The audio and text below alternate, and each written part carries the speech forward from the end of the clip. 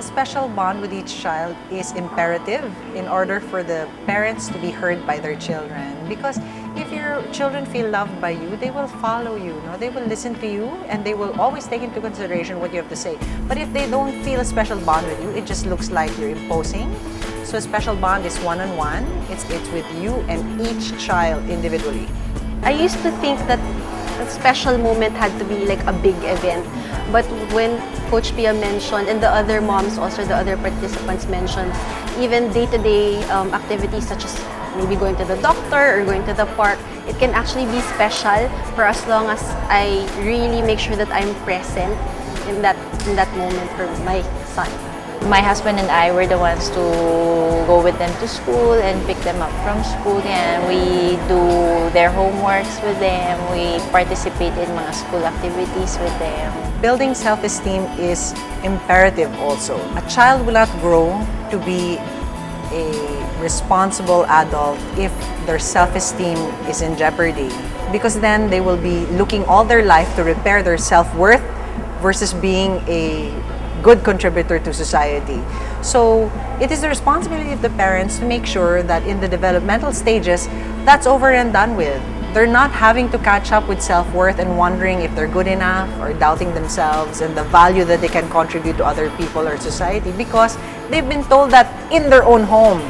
Giving them positive feedback when they do something good.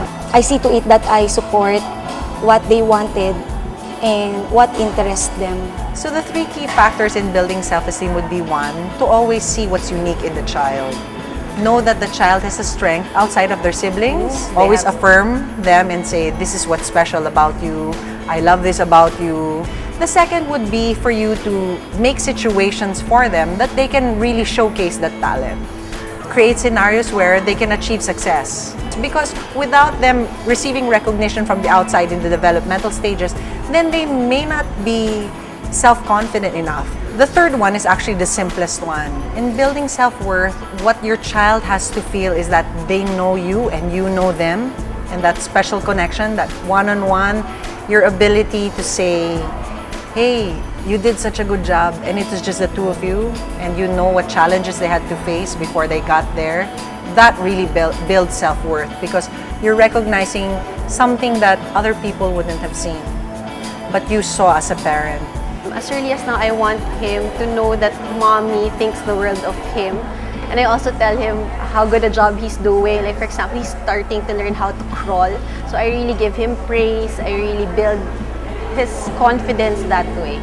The importance of, connecting individually to each of my children. The first thing to ensure effective communication with your child is to make sure your environment is conducive to it. You have just the two of you, a special place where he can be heard and you at the same time feel like you're being heard. The other thing to make sure of is that when you're communicating with your child, don't always pinpoint the things you want to be improved or corrected. Build up to it and look for a teaching moment. To effectively communicate with your child, the teaching moment comes with first knowing that you fill them with love, that you're connected with them, and then to bring up something that you feel that they can improve. And another way to effectively communicate with your child is to ask them, how can I love you more? How can I support you more? What else can I do as your mom or dad in order for you to feel more loved by me?